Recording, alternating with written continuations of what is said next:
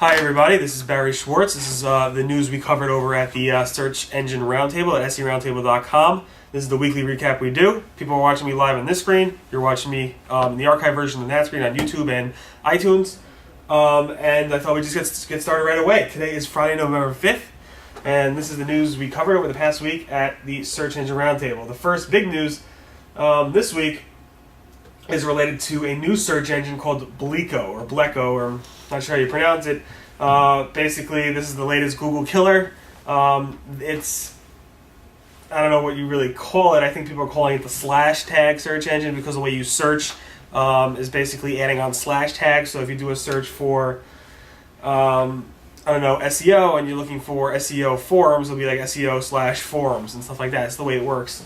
It's kind of confusing in terms of how people can actually figure out how to use it, but it does aid you in doing that. The difference here between the search engine and others is that it's human curated for certain types of queries, so that it's pretty much the guy who's building it, Rich, I think it's Rick, basically said that because of their process, it is spam free, which is obviously a major issue for Google and other search engines where there's lots of spam. So I go through a long post about this on November 1st. Rich, basically, it was funny to hear him speak at the XMX East last month or two, where he went on and talked about how Google's not in a good search engine because of all the spam and it can't scale with all that type of spam, and that's why he's releasing his own search engine, which is going to go ahead and make search a lot better for users and so on. It got a lot of press, a ton of press. The question is, will it become the Google killer? There's another search engine called Cool, spelled C-U-I-L, which was also the Google killer a year or two ago, which went bankrupt a few months ago. So we'll see what happens with this. Obviously, more competition the better, but it will be interesting to see how this goes forward. So that's the new search engine. The next topic is the monthly update I do on Google. I post a monthly review of what's going on in the SEO world in terms of specifically Google, and it's basically, I call it the Google Webmaster Report. So we posted in November 2010 Google Webmaster Report on November 4th. I usually do it a few days after the month starts. I pretty much recap a Webmaster World thread that's being discussed at that time. And the specific things that are being discussed in that Webmaster World thread is that there are significant changes in the ranking results happening. Google's holiday shopping algorithm seems to be in play. By that, Tedster actually wrote that. By that, it means Google's he thinks tweaks the search results to be more shopper focused as opposed to research focused or news focused, because people are more of a shopping mode these days than they are during the regular season. And a lot of people are seeing the rankings change from day to day, so they might have a number one ranking today, and tomorrow it might be down to 3, and then it might go back up to 1 the next day, and it's kind of like that type of pattern. In terms of what we covered over the past month, we covered a lot of topics over the past month. In the Google ranking algorithm side, we saw a lot of the different things happening either with Mayday or ranking changes, which I recapped out in this post, so you definitely want to take a look at that. We also discussed how Google says different algorithms could apply at different times, so an algorithm that controls algorithms, which is pretty cool. There are a lot of Google user interface changes over the past month. Google Places is now right into the Google Web results. Related brands and store results and types, which we'll talk about a little later. They have a real-time counter and share by links in the search results, and a lot of tests with Google Magnifying Glass, which we discussed a couple weeks ago. And on the Webmaster Tools front, they added new parameter handlings this past month. They added rich snippets for e-commerce sites, which we'll talk about a little later. They added something where they actually encourage you to add more sites, again, which we'll talk about later because we haven't talked about it this week yet. They updated the links report, and they also added a percentage of value to the query reports, which is pretty interesting.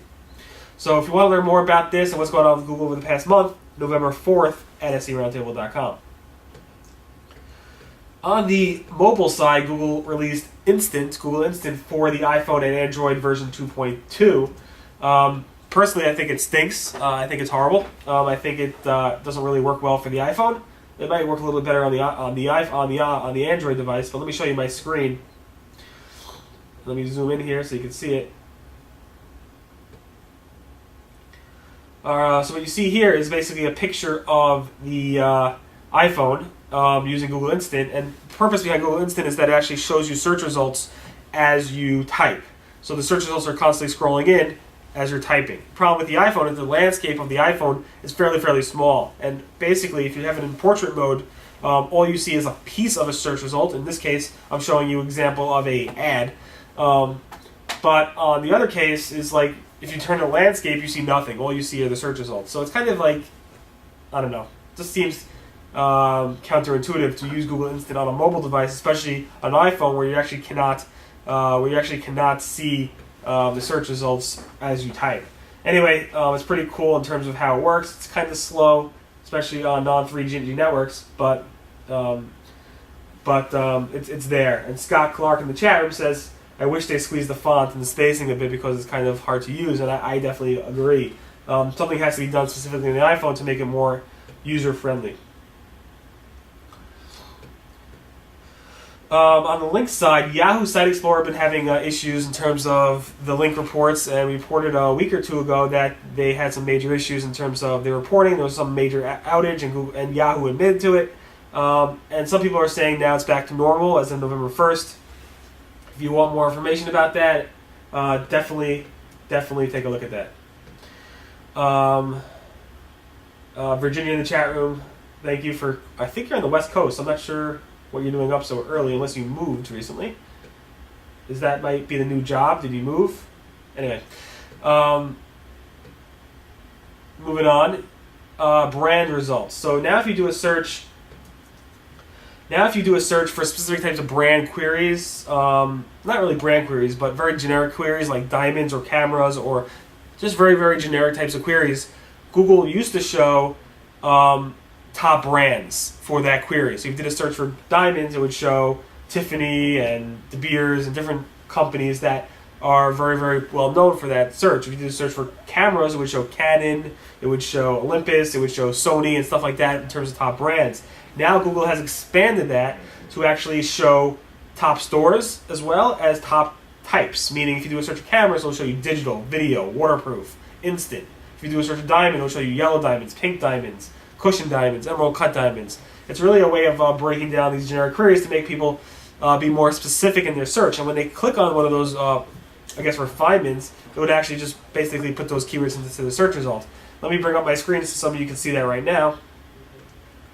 And here is an example of a picture showing, let me show you on the search results. I'll do a search for cameras. Zoom in here a little bit for you guys. And you can actually see right here on my screen, search for cameras, it shows you these different query refinements. So if I click on, for example, a digital camera, it actually changes the query to digital cameras, which is nice. So that's how Google has expanded their actually showing brands on the listings. This is interesting too. So Google always pretty much has shown the number of results for a certain query. So if you search in Google for camera or whatever it might be, Google will show for the query camera about X number of results are being shown are searched by Google. And a lot of people have been complaining that that count is not really so accurate, especially librarians as well as people doing site commands are saying this is not really an accurate count. I have really more pages on the index. There's really more pages that are actually showing in the index than what you're showing in the estimates. Google has always told us that it's not accurate, blah, blah, blah. But finally, the past 2 weeks, Google has been giving us a more detailed answer as to why that is actually not so accurate, or at least not showing the accurate results.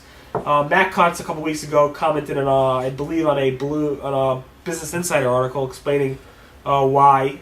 And also, we saw Gideon Wald, Google Search product manager, commented on a Google web search thread yesterday or this morning, explaining why that estimate might not be so accurate. And I'm not going to read it word for word, but basically let me try to explain. What they're trying to explain here is that if you do a search for something very generic or some type of keyword, let's say you do a search for camera, and basically Google will go ahead and sift through some number of results to find the best camera results. But if you do a search for something more specific, let's say a digital camera, or you do camera in quotes, Google's going to do a deeper search. And they use the word deeper because they're actually searching more documents to actually find what you're looking for. And it's fairly interesting to see Google say that because they're actually sifting through more documents for a more defined or more specific type of query, which then shows more results in that about result. So if you're searching for a digital camera, I'm not sure if this is actually true, but if you search for digital camera, it might show more results or more matches than if you search for camera. And that comes up here every now and then, specifically on Google.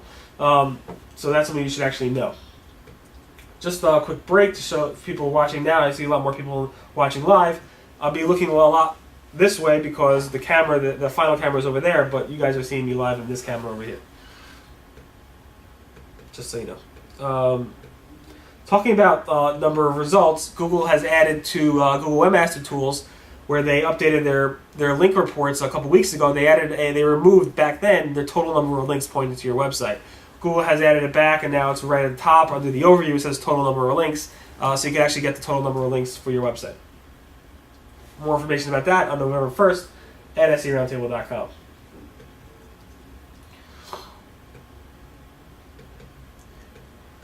Also regarding Google Webmaster Tools, they actually added a new feature. So if you log into Google Webmaster Tools today, you might actually see on the homepage after you log in a little thing saying you have more sites to add, and it might list out all the sites you have to add. Often what Google wants you to do is add if you add a www version of your website, Google will ask you to ask you to add the non-www version. So you might see a lot of that. And you can basically check off the ones you want to add, hit add selected, or just always add, and it'll constantly always add that type of stuff to your Webmaster Tools. More information about that on November 3rd.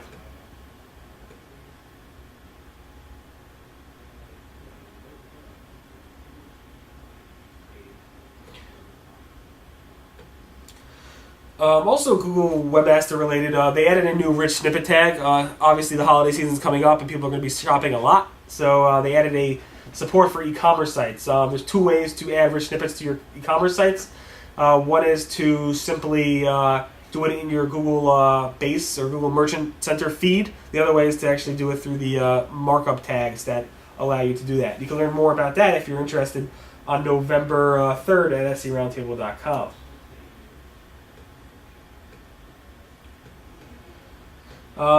Microsoft Ad Center has been having some bugs that they won't admit to. It's fairly interesting. Obviously, I'm saying they won't admit to it, but maybe they know. I guess they know better than I do. But anyway, a lot of people are complaining that the impression factors are way down or close to zero in terms of their ads.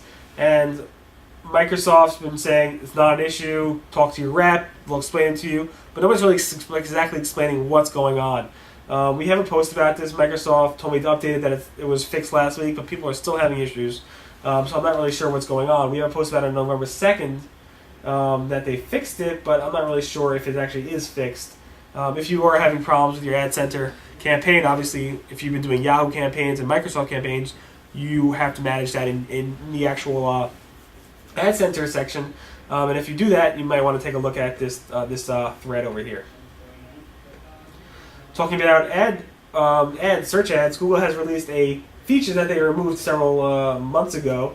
They have returned their call tracking program. Basically, in 2009, they discontinued their call tracking. Call tracking was specifically used back then for Google audio ads. So you were able to track your audio ads via phone numbers back then. But when they discontinued audio ads, they got rid of eventually the call tracking numbers. The problem is a lot of AdWords advertisers use the call tracking to track phone calls via ads listed in their phone numbers listed in their ads.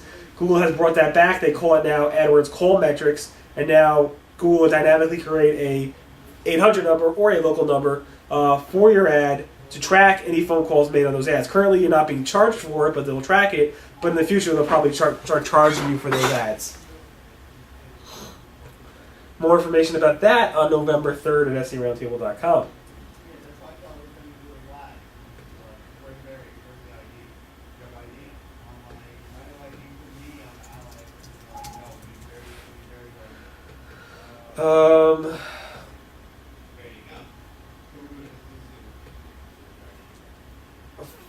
This is one of the longest betas I've seen in terms of not fully releasing a beta, even calling it beta. So Google typically launches stuff, they call it beta forever. But when Google launches stuff, they release it to everybody over a certain amount of time. When it comes to the AdSense interface, the new version 3 AdSense interface, it just seems weird because I've had the beta for probably over a year now, or maybe not fully a year, almost a year now. and it's still not available to everybody. Recently, this week, Google has pushed it out to more people. I think almost everybody can see it now, but I'm just surprised it took so long for Google to actually push it out to more and more people.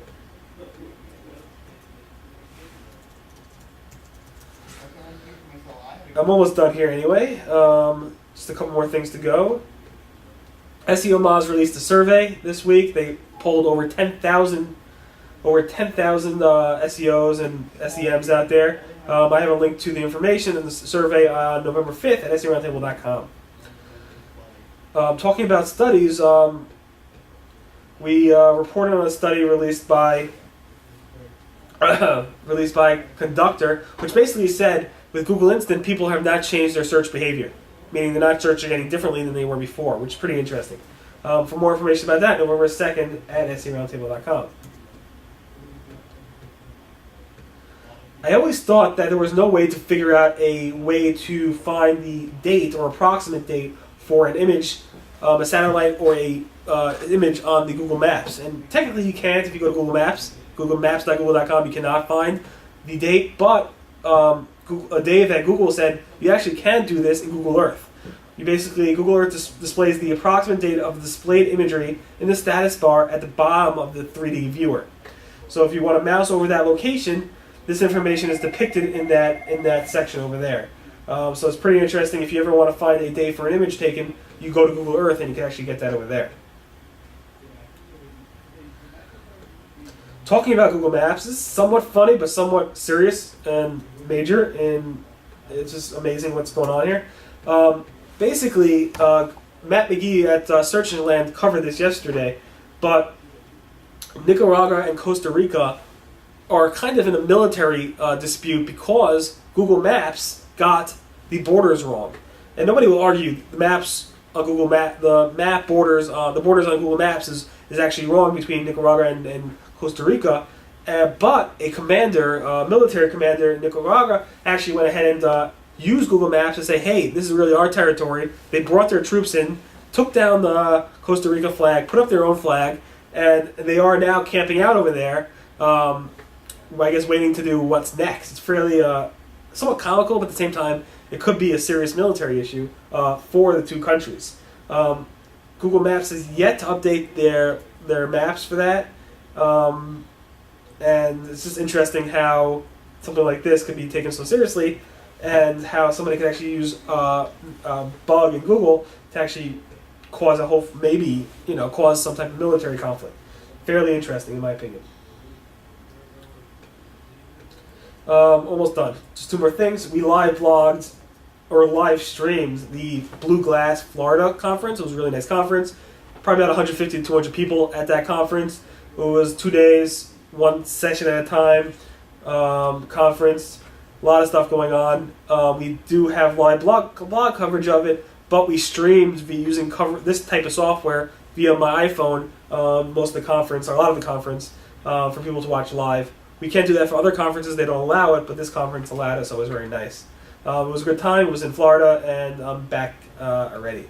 Next week is actually the PubCon conference. We will be covering it live. I'll post the schedule. Hopefully later today we'll be covering a lot of the sessions over there, and hopefully I'll see you guys at PubCon in Vegas. Final topic is the Halloween logos. Let me bring up my screen. This Sunday was Halloween. Google had a Scooby-Doo type of... it was pretty funny, a Scooby-Doo logo theme, and I'm just scrolling through them right now. You can see the various logos there. Yahoo had a nice Flash logo. Bing had a nice logo. Ask.com. Ask Jeeves actually in UK had a nice thing going on. Dogpile. YouTube had a logo. Some Japanese search engines as well. Sogoa. And the Search Engine Roundtable had a logo as well. And there was a special treat if you went to the Google Webmaster Forums. John Moo at the Google, who helps run the Google Webmaster Forums, made a very neat spider that crawled across the screen on the Google Webmaster Forum. So it was pretty cute to see. So that pretty much recaps the Search Buzz video recap.